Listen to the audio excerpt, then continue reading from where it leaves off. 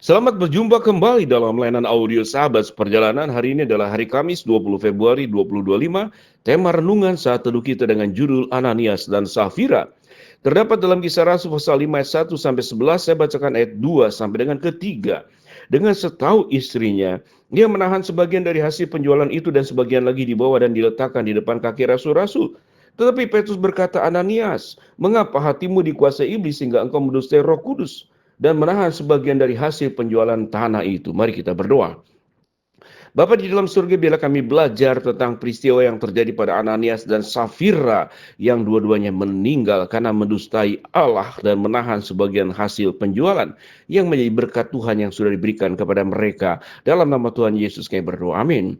Shalom sahabat seperjalanan yang dikasihi Tuhan. Ananias dan Safira ini suami istri yang pada akhirnya dua-duanya meninggal selang 3 jam. Pertama adalah suami yang meninggal, 3 jam kemudian Safira. Dua-duanya pada saat ditegur oleh Petrus dalam kondisi yang terpisah. Mereka kemudian meninggal dengan satu alasan, mereka menahan sebagian hasil penjualan. Dan dikategorikan di dalam seluruh ayat dari ayat 1 sampai 11, mereka mendustai Roh Allah. Mereka dikatakan bersepakat melakukan sebuah dosa yang namanya mencobai Roh Tuhan. Lalu mereka meninggal dua-duanya di dalam selang 3 jam. Di antara suaminya terlebih dahulu, kemudian istrinya. Yang menjadi sebuah pertanyaan, mengapa Tuhan menghukum mereka sedemikian kejam? Ini adalah pandangan kita. Bukankah Tuhan adalah Tuhan yang Maha Kasih? Bukankah Tuhan bisa saja mengampuni, kemudian mengingatkan dan memberikan kesempatan? Minimal kalau orang berbuat salah itu kan diberi kesempatan 1 kali SP1, diberi kesempatan 2 kali SP2. Setelah kedua, kemudian ketiga kali melakukan, barulah dieksekusi. Mengapa Tuhan berbuat seperti demikian? Kalau kita berkata seperti demikian, maka ada pertanyaan yang lebih jauh lagi. Mengapa iblis Tuhan tidak ampuni? Mengapa iblis masuk neraka? Kalau Tuhan Maha Pengampun, maka ada banyak alasan kita untuk membenarkan pandangan kita seakan-akan kita lebih baik dari Tuhan. Tapi catatan Alkitab kita jelas bagaimana Tuhan Maha Kasih. Adam dan Hawa jatuh dalam dosa. Lalu di saat yang sama itulah kemudian Tuhan menjanjikan bahwa engkau akan diselamatkan oleh kelahiran Kristus yang sudah dinubuatkan dari awal kejatuhan manusia. Itu sudah dinubuatkan. Apa yang kita pelajari saat ini? Kalau kita melihat mungkin hal yang paling sederhana, yaitu tentang anak. Tatkala anak didisiplin oleh orang tuanya, dimarahi, kemudian diberikan hukuman sesuai dengan kapasitas ke hal yang sedang dihadapinya, kita akan mengatakan bahwa orang tua kita itu jahat. Bagaimana orang tua yang baik itu adalah apa yang kita inginkan itu kemudian dipenuhi. Kesalahan apa yang kita semuanya buat, lalu kita dimaklumi. Kalau dosa itu dimaklumi, kalau dosa itu dipenuhi cinta kasihnya, tetap diampuni. Apa yang terjadi, betapa kacaunya seluruh isi dunia ini. Itulah dua sisi daripada karakter Allah, sifat Allah, yaitu Allah yang Maha Kasih, tapi juga Allah yang Maha Adil. Perbuatan dosa kalau tidak dihukum, dia akan terus melakukan berulang-ulang. Kalau kita tahu dengan jelas, seandainya di dunia ini tidak ada hukum, tidak ada polisi, tidak ada penjara, apa yang terjadi? Orang akan terus berlipat-lipat berbuat dosa. Setiap hukuman yang dilakukan pada prinsipnya yang pertama, itu hukuman memang harus diterima oleh yang bersangkutan, tapi juga membuat orang lain itu menjadi sebuah efek jera untuk tidak melakukannya. Itu yang terjadi. Banyak peristiwa di dalam pengadilan, orang itu meminta maaf, tapi tetap hukumannya itu tetap dilaksanakan. Tapi maafnya tetap disampaikan. Itulah Tuhan. Tuhan bukan pribadi yang membenci. Padahal ini biarlah kita tidak mempertanyakan. Memberikan sesuatu yang statement yang kemudian seakan-akan kita lebih baik dari Tuhan. Tapi biarlah kita mengoreksi diri. Ada saatnya kita pun sama. Mungkin kita tidak dihukum seperti Ananias dan Safira. Tapi Tuhan bisa mengizinkan sebuah peristiwa buruk yang terjadi. Kematian adalah hal yang buruk. Kematian. Ada saatnya tatkala kita berbuat dosa, Tuhan mengingatkan kita dengan peristiwa-peristiwa buruk yang terjadi. Mungkin sakit keras. Mungkin apa yang sedang kita harapkan justru tidak terjadi, tidak terpenuhi. Tuhan izinkan musibah 10 tulah di dalam kitab Keluaran itu terjadi. Sodom dan Gomora. Bagaimana kemudian dihukum oleh Allah dengan api dan belerang. Zaman Nuh orang-orang berdosa dihukum dengan air bah. Kemudian Herodes ditampar juga, mati oleh malaikat dan dimakan oleh cacing-cacing.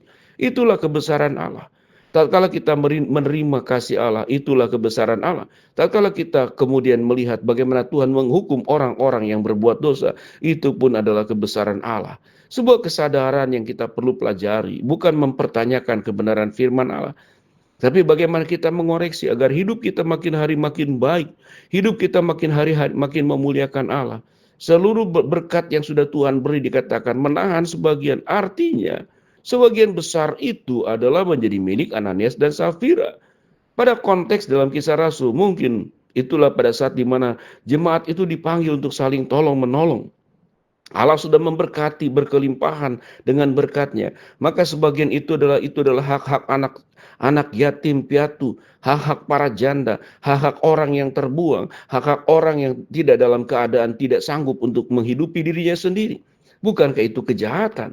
Kalau Allah sudah memberikan 100%, kalau itu disebut dengan perpuluhan sebagian, 10%. Kalaupun kekurangan, bukankah Tuhan berkata, Tuhan tidak akan membiarkan anak cucumu meminta-minta roti. Kalau burung dipelihara punya sarang, kalau serigala itu punya liang, dan bunga itu kemudian dipelihara dijaga oleh Tuhan, sehingga tumbuh mekar wangi dan berwarna-warni. Apalagi kita sebagai anak-anak Tuhan yang akan Tuhan pelihara dan jaga. Biarlah kita menjadi anak-anak Tuhan yang tidak hanya bersih tegang dengan Tuhan, protes kepada Tuhan. Biarlah menjadi pribadi yang terus mengoreksi diri. Tuhan, kalau ada peristiwa buruk yang terjadi dalam hidupku, jangan-jangan aku sudah berbuat dosa yang aku sadari atau tidak sadari. Kalau yang aku sadari, aku tahu dengan persis, aku segera ya Tuhan untuk melakukan pertobatan. Kalau yang tidak disadari, Tuhan tegur aku. Nyatakanlah dengan gamblang di depan mataku dosa apa yang aku perbuat, dan aku mau berubah. Yang Tuhan inginkan dari kita adalah, kalau sudah salah jalan, kembalilah kepada jalan yang benar. Kalau sudah berbuat dosa, maka bertobatlah. Kalau sudah hidup dalam kegelapan, masuklah ke dalam terangnya yang ajaib. Karena kita disebut sebagai anak-anak terang, anak-anak siang, dan bukan anak-anak kegelapan.